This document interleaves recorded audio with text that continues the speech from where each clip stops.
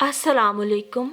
हमारे चैनल बिया और माला पर खुश आमदीद। अगर आप हमारे इस चैनल पर पहली दफ़ा आए हैं या आपने अभी तक सब्सक्राइब नहीं किया तो बिया और माला को सब्सक्राइब करना ना भूलिए। इस घर की हर सुबह यूं ही हुआ करती थी। सुबह उठते शगुफ्ता किचन में मसरूफ़ हो जाती, जबकि बच्चे और अय्याज़ सारा टाइम शगुफ्ता शगुफ्ता की तकरार ही करते रहते। ऐसा कैसे हो सकता था कि अय्याज़ को अपने सामने पड़ी चीज़ भी दिख जाए। सुबह कुछ दफ्तर जाने की जल्दी में यूं भी उसे दिखाई देना शायद कम हो जाता था। सो शगुफ्ता को किचन में जल्दी जल्दी नाश्ते की तैयारी के साथ साथ बार बार बेडरूम के चक्कर लगाना होते या फिर बच्चों के कमरे में। वो घन चक्कर बनी सुबह का वक्त यूं ही गुजारती थी। ये शगुफ्ता का घर था, जहाँ सुबह से शाम तक उसे बैठने का भी वक्त न मिलता।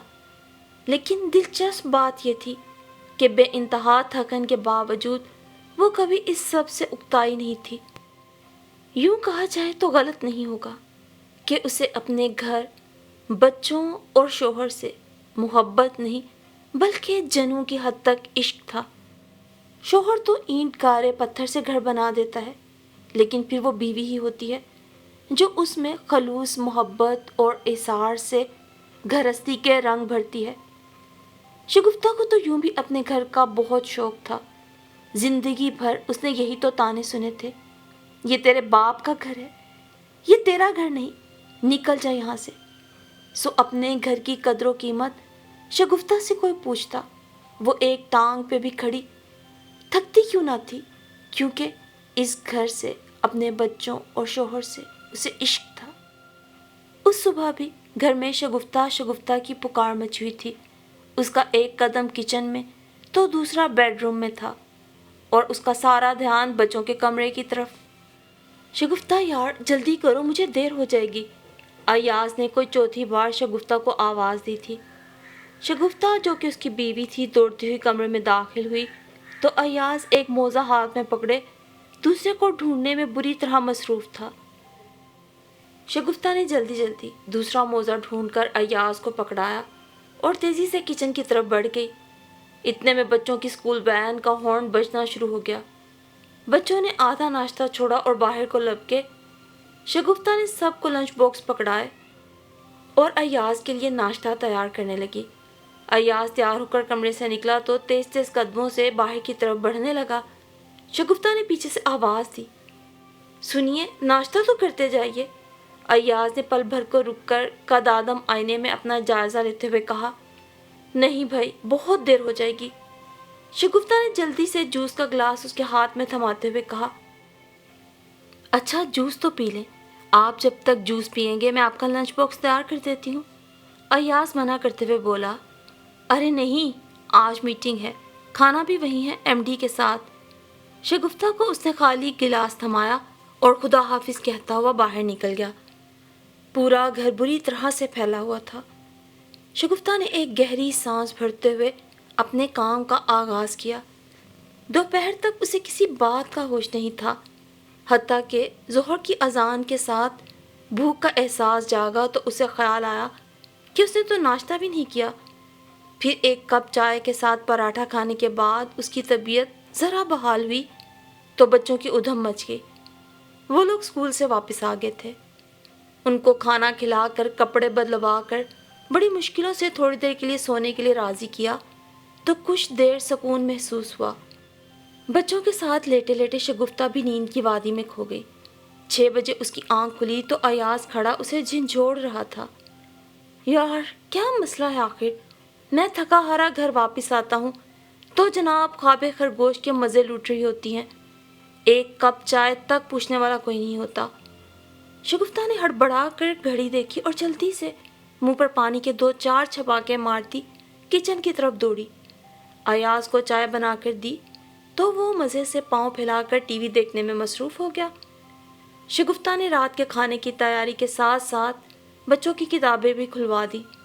खाना खाने के बाद जब तक वो बर्तन धोकर انہیں ان کی جگہ رکھ کر کچن صاف کر کے کمرے میں پہنچی۔ ایاز اور بچے سب سو چکے تھے۔ وہ بھی تھکن کی شکنیں اوڑھ کر چپ چاپ سو گئی۔ اگلے دن پھر وہ سب سے پہلے اٹھی اور ہر طرف شگفتہ شگفتہ مما مما کی پکار مچی ہوئی تھی۔ 1 منٹ کہتی بھاگتی دوڑتی رہی۔ زندگی یوں ہی گزر رہی تھی کہ ایاز کی بہن نادیہ کی شادی کا شور مچ گیا۔ بچوں کی اسکول سے چھٹیاں ہو گئی تھیں، ساری تیاریاں کی گئیں اور نادیہ کی شادی میں شرکت کرنے کے لیے گاؤں کی جانب رخت سفر باندھا گیا۔ دونوں بچوں کی خوشی دیدنی تھی۔ سارا راستہ دونوں پھپھو کی شادی کے گیت گاتے رہے۔ آخرکار منزل تک پہنچے تو ایاز کا استقبال پرتپاک انداز میں کیا گیا، جبکہ شگفتہ سے رسمی سلام دعا کر کے اسے کونے میں بٹھا دیا گیا۔ بچے ددیال والوں کی سرد مہری سے بے خبر دیگر بچوں سے کھیل کود میں مصروف ہو گئے۔ شگفتہ حیران تھی کہ اماں اور ابا کے رویے اتنے بدلے ہوئے کیوں ہیں آخر، یہاں تک کہ اس کی بڑی جیٹھانی سعدیہ اور دوسری جیٹھانی لیلا بھی اسے تمسخرانہ نظروں سے دیکھ رہی تھی۔ وہ حیران تھی کہ آخر یہ ماجرا کیا ہے۔ شگفتہ وہاں سے اٹھ کر اندر کی طرف چل پڑی۔ وسیع و عریض حویلی کے کئی کمرے عبور کرنے پر آخر وہ نادیہ کے کمرے تک پہنچ ہی گئی، مگر اس کے قدم باہر رک گئے۔ نادیہ اماں سے کہہ رہی تھی، اماں پلیز یہ شادی مت کروائیں، آپ کو خدا کا واسطہ ہے اماں، یہ ظلم مت کریں اماں، مان جائیں پلیز۔ اماں نے دو ٹوک انداز میں کہا، ہم لوگ زبان دے چکے ہیں اور ہم کبھی اپنی زبان سے نہیں پھرا کرتے۔ نادیہ سسکنے لگی تھی، اماں اماں پلیز اماں۔ شگفتہ حیران تھی کہ آخر یہ کیا ماجرا ہے۔ قدموں کی چاپ ابھری تو وہ تجسس کے مارے اور سچ جاننے کی خواہش کی بدولت دیوار کی آڑ میں چھپ گئی۔ اماں تیز تیز قدم اٹھاتی حویلی کے مرکزی گیٹ کی طرف چل دیں۔ شگفتہ دھیرے سے دروازہ کھولتی نادیہ کے کمرے میں آ گئی۔ نادیہ اوندھے منہ اپنے تکیے میں منہ چھپائے رو رہی تھی۔ شگفتہ نے اس کے کندھے پہ ہاتھ رکھتے ہوئے پوچھا، کیا ہوا ہے نادیہ، تم رو کیوں رہی ہو؟ نادیہ نے بھیگا چہرہ اٹھا کر شگفتہ کی طرف دیکھا اور اس کے گلے لگ کے پھوٹ پھوٹ کے رونے لگی۔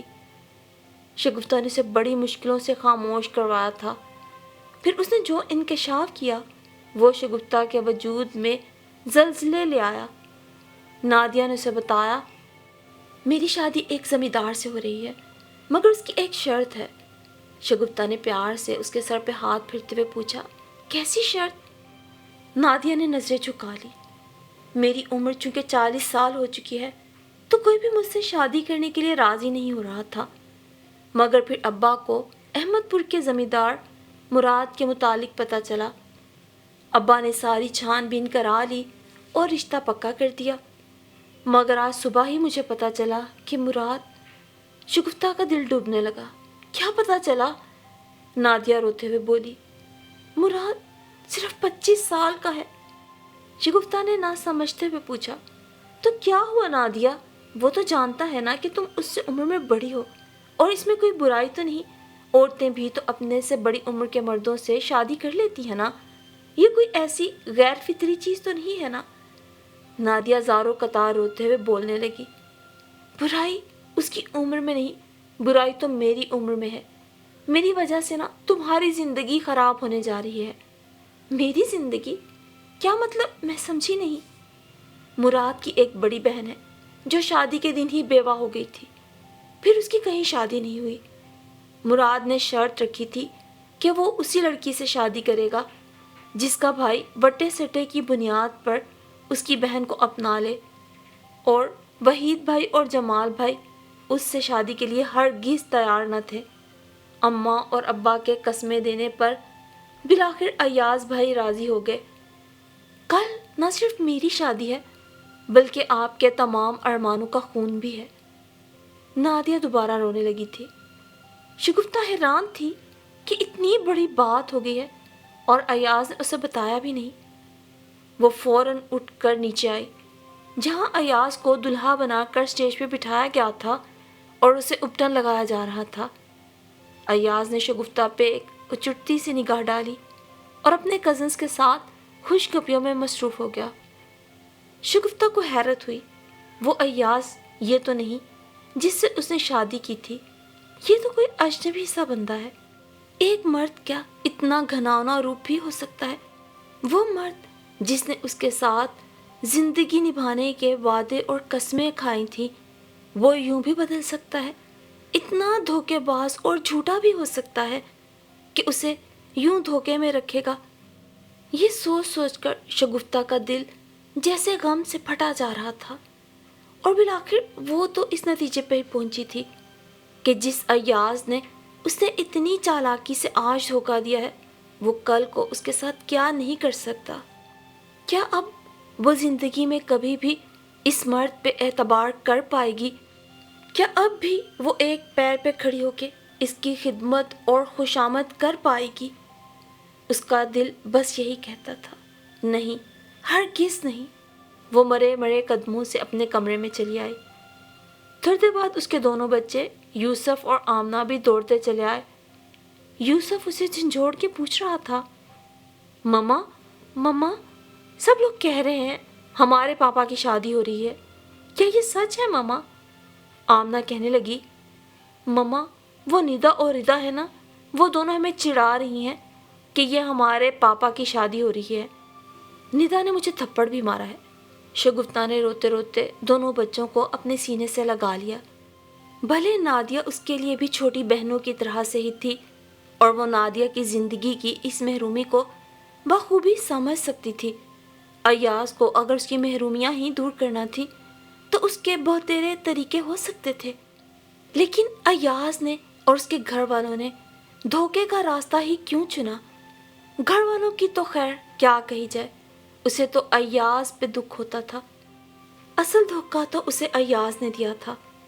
کیا تھا اگر وہ اسے اپنی شریک زندگی جان کر صرف ایک بار ہی یہ تمام مسئلہ اسے بتاتا؟ لیکن ایاز نے تو اسے اس قابل بھی نہیں سمجھا تھا۔ اتنا عرصہ تو کسی جانور کے ساتھ بتاؤ تو اس سے بھی انسیت ہو جاتی ہے، کیا اس کے شوہر کو اس سے بالکل بھی انسیت نہیں تھی؟ وہ رات نہیں تھی، قیامت تھی جو شگفتہ پہ ٹوٹی تھی۔ ایاز پوری رات اس کے کمرے میں نہیں آیا تھا، ایک لفظ تسلی یا وضاحت کا بھی نہیں کہا تھا، لیکن شگفتہ نے سوچ لیا تھا اور وہ ایک فیصلے پہ پہنچ گئی تھی۔ شگفتہ خاموشی سے اپنا سامان سمیٹ کر اگلی صبح سب کے بیدار ہونے سے پہلے اپنے دونوں بچوں کا ہاتھ تھام کے گھر واپس لوٹ گئی۔ بچوں کے ساتھ گھر پہنچی تو آدھے گھنٹے بعد ہی ایاز کا فون آ گیا۔ کہاں ہو تم لوگ؟ اپنے گھر۔ وہاں کیوں گئے تم لوگ؟ ایاز نے غصے سے کہا۔ کس سے پوچھ کر؟ شگفتہ نے اسی لہجے میں جواب دیا، جو مجھ سے کچھ نہیں پوچھتا نا، میں بھی اس سے کچھ نہیں پوچھتی۔ ایاز ذرا دیر کو خاموش رہا، پھر بولا، دیکھو شگفتہ، یہ نادیہ کی زندگی کا معاملہ ہے، اور ویسے بھی میں ہیرا سے صرف نکاح ہی پڑھواؤں گا، اس کے بعد وہ یہیں گاؤں میں رہے گی۔ شگفتہ خاموش رہی تو ایاز مزید بولا، دیکھو شگفتہ، یہاں تمہاری ضرورت ہے۔ وہ مراد بہت چالاک اور ہوشیار ہے، وہ میری پہلی بیوی کی رضامندی جاننا چاہتا ہے۔ اگر تم یہاں نہیں آئی تو نادیہ کی شادی رک جائے گی، اور تم جانتی ہو کہ میری بہن میرے لیے کیا حیثیت رکھتی ہے۔ شگفتہ نے ٹھنڈے ٹھار لہجے میں جواب دیا، اور اگر میں نہ آؤں تو پھر تم خود سمجھدار ہو۔ ایاز کا لہجہ صفاق تھا۔ شگفتہ نے غصے کے مارے کھٹاک سے فون بند کر دیا۔ شام کو اس سے اماں اور ابا نے بھی بات کی۔ اماں نے تو دو ٹوک لفظوں میں کہہ دیا، اگر تیری وجہ سے میری بچی کی زندگی برباد ہوئی، یا اس پہ کوئی برا اثر پڑا، یا پھر اس کی شادی میں رکاوٹ آئی، تو یاد رکھنا میں تجھے بھی نہیں بسنے دوں گی۔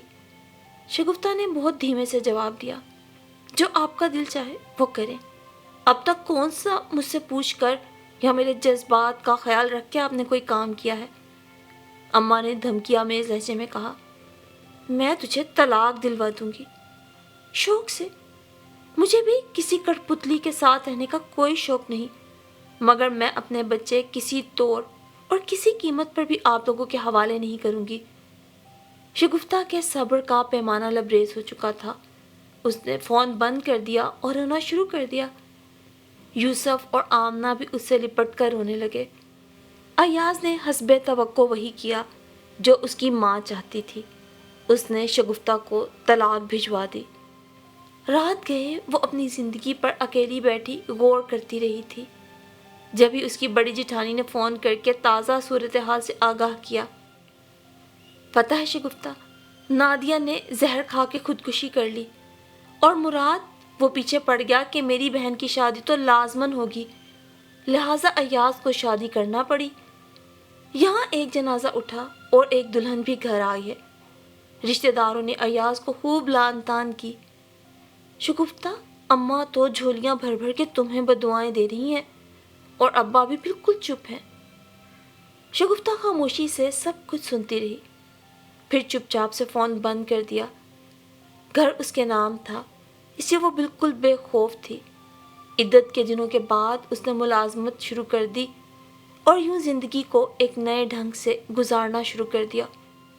وہ شگفتہ جو صبح سے شام تک ایاز کے نخرے اٹھانے اور گھرداری کی فکروں میں گھن چکر بنی رہتی تھی، اب باقاعدہ طور پر ایک دفتر میں نوکری کرنے لگی تھی۔ یہ ایک ٹیکسٹائل انڈسٹری تھی۔ یہاں وہ ایکسپورٹ آفیسر کے طور پر تعینات ہوئی تھی۔ اچھے وقتوں کے لیے اچھی ڈگری آج کام آئی تھی۔ شروع میں بھلے تنخواہ کم تھی، لیکن تجربہ حاصل کرنے کے ساتھ ساتھ اچھی تنخواہ اور اچھے پیکیج کی کافی توقع تھی۔ شگفتہ کو زندگی کا یہ ایک نیا قدم اٹھانا ہی تھا جو وہ اٹھا چکی تھی اپنے بلبوتے پر۔ جس دن اس نے یہ قدم اٹھایا تھا اسے اندازہ نہیں تھا کہ زندگی اتنی کٹھن ہوگی، لیکن بالآخر 8 سال کا عرصہ پلک جھپکتے گزر گیا۔ شگفتہ نے اپنے بچوں پہ بہت زیادہ محنت کی تھی اور اسے امید تھی کہ یہ کھیتی بہت ہری بھری ہوگی۔ اس کے سسرال والوں نے اس سے دوبارہ رابطہ نہیں کیا تھا۔ اس کا کوئی میکا تھا نہیں۔ یتیمی میں اپنے چچا کے پاس پلی تھی، جنہوں نے شادی تک جیسے کیسے اس کا بوجھ اٹھایا تھا اور پھر کبھی پلٹ کے اس کی خبر نہیں لی تھی۔ ایسے میں اب بھلا وہ کیسے چچا یا چچی سے کوئی امید لگا سکتی تھی؟ وقت بڑی تیزی سے گزر رہا تھا۔ دیکھتے ہی دیکھتے بچے بڑے ہو گئے اور ان کے اصرار پر شگفتہ نے نوکری چھوڑ کے گھر سنبھال لیا۔ یوسف ڈاکٹر بن چکا تھا، جبکہ آمنہ اپنی پسند سے فیشن ڈیزائنر بنی تھی۔ آمنہ کا ایک بہت اچھے گھر میں رشتہ طے ہو گیا۔ شگفتہ اب یوسف کے لیے کوئی چاند سی دلہن لانے کے متعلق سوچ رہی تھی۔ انہی دنوں یوسف کی پوسٹنگ ایک دور پڑے کے ہسپتال میں کی گئی۔ پھر ہفتے بھر بعد ہی یوسف نے اپنی پوسٹنگ واپس شہر میں کروا لی۔ شگفتہ حیران تھی، کیونکہ یوسف بہت ہمدردانہ طبیعت کا مالک تھا۔ ضرور کوئی بات تھی جو وہاں سے بھاگ آیا تھا۔ پھر شگفتہ کے کریدنے پر اس نے بتایا، ماما، اس ہسپتال میں 3 مریض ایسے تھے جن کو دیکھ کر مجھے بہت افسوس ہوا، مگر دکھ اور غصہ میری ہمدردی اور افسوس کے جذبے پہ غالب آ گیا۔ وہ 3 مریض دادا دادی اور بابا تھے۔ شگفتہ جیسے سکتے کی کیفیت میں آ گئی۔ یوسف بتانے لگا، ماما، سب لوگ ان تینوں کو طعنے دیتے تھے کہ نادیہ پھپھو کے وہی قاتل ہیں، اس وجہ سے وہ تینوں ذہنی مریض بن گئے۔ ماما، لوگ سچ کہتے ہیں، دنیا مکافات عمل ہے، جو ہم بوئیں گے وہ ہم کاٹیں گے، جلد یا بدیر، یہ تو اب میں نے اپنی آنکھوں سے دیکھ لیا ہے۔ اور یوسف کی بات سن کر شگفتہ نے صدقے دل سے دعا کی، اے اللہ، ہماری آزمائش دور فرما، اور میں نے ایاز، اماں اور ابا کو معاف کر دیا ہے، تو بھی ان کو معاف کر دے۔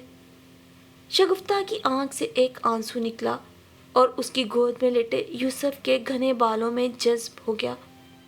بھلے ایاز نے شگفتہ کو زندگی کا بہت بڑا دکھ دیا تھا، پھر بھی وہ ایاز یا اس کے گھر والوں کے لیے ایسی زندگی اور اس انجام کی کبھی بھی خواہش مند نہیں رہی تھی۔ اسے تو صرف دھوکے سے نفرت تھی، اور دھوکے باز سے بھی۔ نادیہ جو خود بہت پرخلوص اور نیک نیت لڑکی تھی، وہ بھی شاید اس دھوکے دہی کی زندگی کو قبول نہیں کر پائی تھی جب ہی اس دنیا سے چلی گئی تھی۔ آج یہ جان کے اسے شدید تکلیف ہوئی تھی اور وہ گڑ گڑا کر اللہ کے حضور ان کے لیے بھی معافی کی طلبگار بنی ہوئی تھی۔ دوسری طرف اس نے خود بھی خلوص دل سے ان سب کو معاف کر دیا تھا، وہ کہ جنہوں نے اپنی طرف سے تو شگفتہ کو دھوکہ دیا تھا، بددعائیں دی تھی، لیکن در حقیقت اپنی بیٹی کھو دی تھی اور ہر صورت اپنے لیے ہی خسارے کا سودا کیا تھا۔